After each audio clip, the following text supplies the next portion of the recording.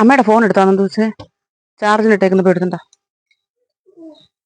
Hi, ബാ എല്ലാരെയും കാണിച്ചിരാവേ. Hello, നമ്മളെല്ലാരും കൂടെ ഒരു യാത്ര പോവാണേ. എവിടാന്നല്ലേ? ഇതേണ്ടോ എല്ലാരും. അമ്മ സുന്ദരിയായിട്ടുണ്ട്, ഈ അമ്മ സുന്ദരിയായിട്ടുണ്ട്, പിള്ളേര് സുന്ദരിയായിട്ടുണ്ട്, ഞാൻ പിന്നെ സുന്ദരി ആണല്ലോ. എനിവേ, അപ്പൊ നമ്മള് ഒരിടത്ത് പോവാണ്. എവിടാന്നുള്ളത് സസ്പെൻസ് ആണ്. അവിടെ പോയി കഴിഞ്ഞതിന് ശേഷം മാത്രം മനസ്സിലാക്കിയാൽ മതി. പക്ഷെ മസ്റ്റായിട്ടും എല്ലാവരും പോവേണ്ട ഒരു സ്ഥലമാണ്. അപ്പൊ അതുകൊണ്ടാണ് നമുക്കൊരു സ്പെഷ്യൽ ഇൻവിറ്റേഷൻ വന്നിട്ടാണ് ഞങ്ങൾ പോകുന്നത് തന്നെ. കാരണം എല്ലാവരും അറിയണം ഇങ്ങനെ ഒരു സംഭവം ഉണ്ട് നമ്മുടെ നാട്ടിൽ, അല്ലെങ്കിൽ നമുക്കിടയിൽ എന്ന് എല്ലാവരും അറിയണം. നമുക്ക് കിട്ടിയ അതേ ചൈതന്യവും തേജസ്സൊക്കെ നിങ്ങൾക്കും ഉണ്ടാവണം. നമുക്ക് കിട്ടുന്ന എല്ലാ സൗഭാഗ്യവും നിങ്ങൾക്കും ഉണ്ടാവണം എന്ന ആഗ്രഹം ഉള്ളത് കൊണ്ടാണ്. അത് രാവിലെയാണ്, 7 മണിയാണ്. ഈ സമയത്ത് എല്ലാത്തിനെയും ഒരുക്കി പറക്കിയിട്ട് നമ്മൾ കൊണ്ടുപോകുന്നത്. സോ അപ്പൊ നമുക്കിനി അവിടെ വെച്ച് കാണാം.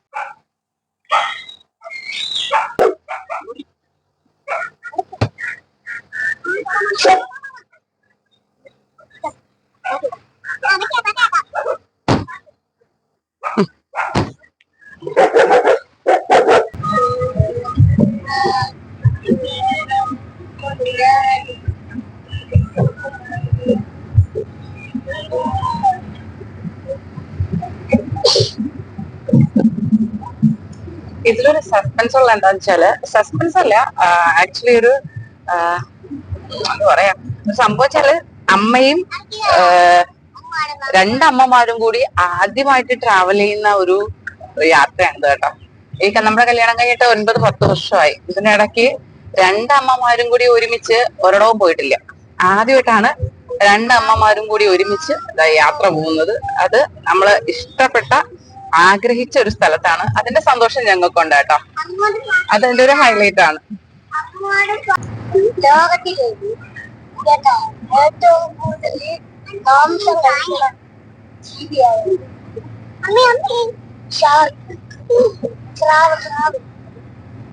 സ്രാവാണ്. മീനൊക്കെ കഴിക്കുന്നത്. പിന്നെ ഉൾക്കടലിലുള്ള ജീവികളാണ്. അങ്ങോട്ടൊക്കെ നമ്മളെ ചെന്നാലേ അവരൊക്കെ നമ്മളെ ബോട്ടിലൊക്കെ ചെന്ന കുഞ്ഞിത്തല സ്രാവാണ്. ബോട്ടിലെങ്ങനെ കടിച്ചിട്ട് ബോട്ടിലൊക്കെ മുക്കണം.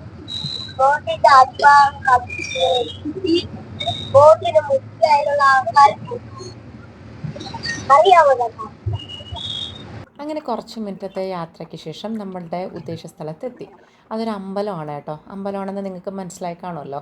ആ അമ്പലം ഏതാണ് എന്നും അത് കാണുമ്പോൾ തന്നെ മനസ്സിലാവും. ഒരുവിധപ്പെട്ട ട്രിവാൻഡ്രത്തുള്ള എല്ലാവർക്കും മനസ്സിലാവും. ഇല്ല എന്നുണ്ടെങ്കിൽ ഇത് തിരുവനന്തപുരത്തെ അമ്പാനൂരിനും സ്റ്റാച്യൂവിനും ഒക്കെ സെൻട്രലായിട്ട് വരുന്ന ഗാന്ധാരി അമ്മൻ കോവിലാണ് കേട്ടോ. ഇനി എന്തിനാണ് നമ്മൾ ഇത്രയും നേരത്തെ ഈ അമ്പലത്തിൽ വന്നത് എന്നുള്ളതും കൂടി ഞാൻ പറയാം. ഞാനിപ്പോൾ പൂജയ്ക്ക് വേണ്ടിയിട്ട് എഴുതാനായിട്ട് പോവുകയാണ്. ഇവിടെ ഒരു പ്രശസ്തിയാർന്ന പൂജയുണ്ട്. അതെന്താണെന്ന് വെച്ചാൽ ഉച്ചാടന പൂജയാണ്. ഇതിനൊരു പ്രത്യേകത ഉള്ളതെന്ന് വെച്ചാൽ, നമ്മുടെ എന്തെങ്കിലും വിളിദോഷങ്ങളോ അല്ലെങ്കിൽ നമുക്കുള്ള ശത്രുദോഷമോ അല്ലെങ്കിൽ നമ്മുടെ കുറേ ദോഷങ്ങൾ, ഇപ്പം നമുക്ക് ദോഷങ്ങൾ പലതരത്തിലുണ്ടാവുമല്ലോ. ഇതൊക്കെ വിശ്വാസമാണ്. വിശ്വസിക്കുന്നവർക്കത് മനസ്സിലാവും. അപ്പോൾ അങ്ങനെയുള്ള ദോഷങ്ങൾ, വിളിദോഷം അല്ലെങ്കിൽ കൺപേറ്, ആ കണ്ണ്, അങ്ങനെയുള്ള കുറേ ദോഷങ്ങൾക്ക് വേണ്ടിയിട്ട് ഈ അമ്പലത്തിൽ വന്ന് അറിയുന്ന എല്ലാവരും വന്ന് ഉച്ചാടന പൂജ ചെയ്യും. ഇത് രാവിലെ ഒരു 8 മണി വരെയും പിന്നെ വൈകുന്നേരം ഒരു 5 തൊട്ട് 6 മണി വരെ. ആ ഒരു 6 മണി വരെ ഇല്ല കേട്ടോ, 5 മണിക്കും. ഈ ഒരു സമയത്താണിത് ചെയ്യുന്നത്. അപ്പോൾ വൈകുന്നേരം അങ്ങനെ മോസ്റ്റ് ആൾക്കാരും ചെയ്യാറില്ല. എല്ലാവരും രാവിലെ തന്നെയാണ് വന്ന് ചെയ്യുന്നത്. നമ്മളെന്തും രാവിലെ തുടങ്ങുന്നതാണ് ശുഭമെന്ന് കേട്ടിട്ടില്ലേ? അപ്പോൾ രാവിലെ തന്നെയാണ് എല്ലാവരും വന്ന് ചെയ്യാറ് പതിവ്. അപ്പം ഞാനിപ്പോൾ നമുക്കെല്ലാവർക്കും, കുഞ്ഞുങ്ങൾക്കില്ല കേട്ടോ, ആ പൂജ ചെയ്യാനായിട്ടാണ് ഇവിടെ വന്നത്. വളരെ പ്രശസ്തിയാർന്ന ഈ ഉച്ചാടന പൂജ ചെയ്യുന്നത് ഈ ക്ഷേത്രത്തിലെ കാലഭൈരവൻ്റെ നടയിലാണ് കേട്ടോ. അതിന് വേണ്ടിയിട്ട് നമ്മൾ രസീത് എഴുതുമ്പോൾ നമുക്ക് ലഭിക്കുന്ന തേങ്ങയുമായിട്ട് നമ്മൾ നടയിൽ വന്ന് 3 വലം വെച്ചിട്ട് നമ്മുടെ തലയ്ക്ക് 3 വട്ടം ഈ തേങ്ങ ഒഴിഞ്ഞ് നമ്മൾ കാലഭൈരവൻ്റെ നടയിൽ വെക്കും. വിനാശകാരിയായ അല്ലെങ്കിൽ വിനാശത്തെ നിയന്ത്രിക്കുന്ന ശിവരൂപമാണ് കാലഭൈരവൻ എന്നാണ് വിശ്വാസം. മഹാദേവൻ്റെ രൂപങ്ങളായ 8 ഭൈരവന്മാരിൽ പ്രധാനിയാണ് കാലഭൈരവൻ. കാവൽ ദൈവമായ കാലഭൈരവനെ ആരാധിച്ചാൽ കാലദോഷങ്ങളും കഠിനമായ ദുരിതങ്ങളും അകന്ന് ദീർഘായുസ് ലഭിക്കുമെന്നാണ് വിശ്വാസം.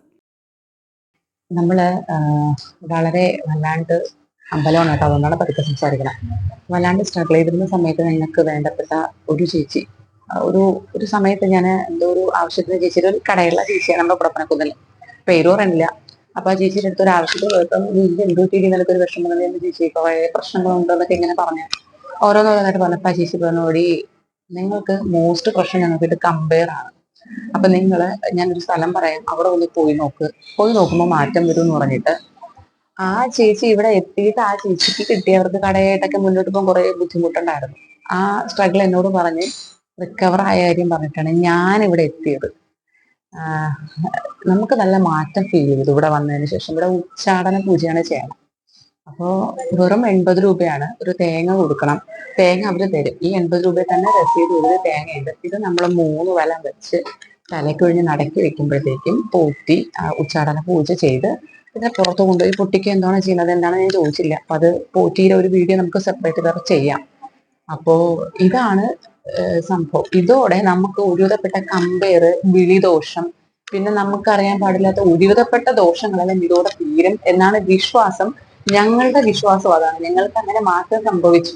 അപ്പൊ അതുകൊണ്ടാണ് ഞാൻ നിങ്ങളിലോട്ട് എത്തിക്കാനായിട്ട് വിചാരിച്ചത്. കാരണം ഞങ്ങളെ പോലെ വിളിദോഷോ അല്ലെങ്കിൽ കമ്പയറോ അങ്ങനത്തെ എന്തെങ്കിലും മറ്റു ദോഷങ്ങൾ വെച്ചിട്ട് നിങ്ങൾ സ്ട്രഗിൾ ചെയ്യുന്നുണ്ടെങ്കിൽ ഉറപ്പായിട്ടും ഇവിടെ ഒന്ന് വരിക, വന്നൊന്ന് ചെയ്തു നോക്കാന്ന് എനിക്ക് തോന്നി.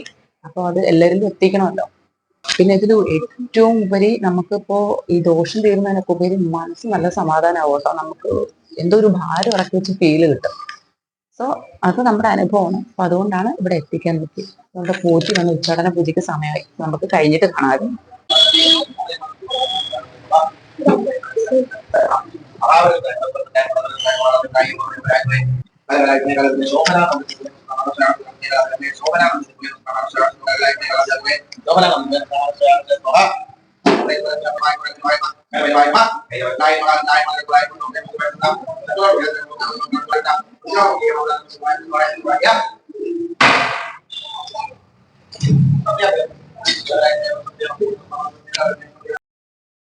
ഞാൻ നിങ്ങളോട് പറഞ്ഞിരുന്നില്ലേ ഈ ഉച്ചാടനം ചെയ്ത തേങ്ങ എന്താണ് ചെയ്യുന്നതെന്ന് എനിക്കറിയില്ല എന്ന് പറഞ്ഞിരുന്നില്ലേ. അപ്പോൾ ഇന്നാണ് ഞങ്ങളത് കാണാൻ സാധിച്ചത് എന്താണ് ചെയ്യുന്നതെന്നുള്ളത്. ഈ ഉച്ചാടനം കഴിഞ്ഞ ഉടനെ തന്നെ ഈ എല്ലാ പേരുടെയും ഈ തേങ്ങയുമായിട്ട് നടയിൽ പോയി അവിടെ മാറി തേങ്ങ ഉടയ്ക്കുന്ന സ്ഥലമുണ്ട്, അവിടെ പോയി തേങ്ങ ഉടച്ച് കളയാണ് ചെയ്യുന്നത്. എന്നിട്ട് തിരിച്ച് വന്നിട്ടാണ് നമുക്ക് ഭസ്മം ഇടുന്നത്. തേങ്ങ ഉടച്ചതിന് ശേഷം തിരുമേനി വന്ന് മന്ത്രം ജപിച്ച് നമുക്ക് ഭസ്മം ഇട്ടതിന് ശേഷം മാത്രമാണ് ഇതിന് പൂർണ്ണത വരുന്നത്. ഈ പൂജയുടെ പൂർണ്ണ ഫലം ലഭ്യമാകുന്നതും അതിനുശേഷമാണ് കേട്ടോ.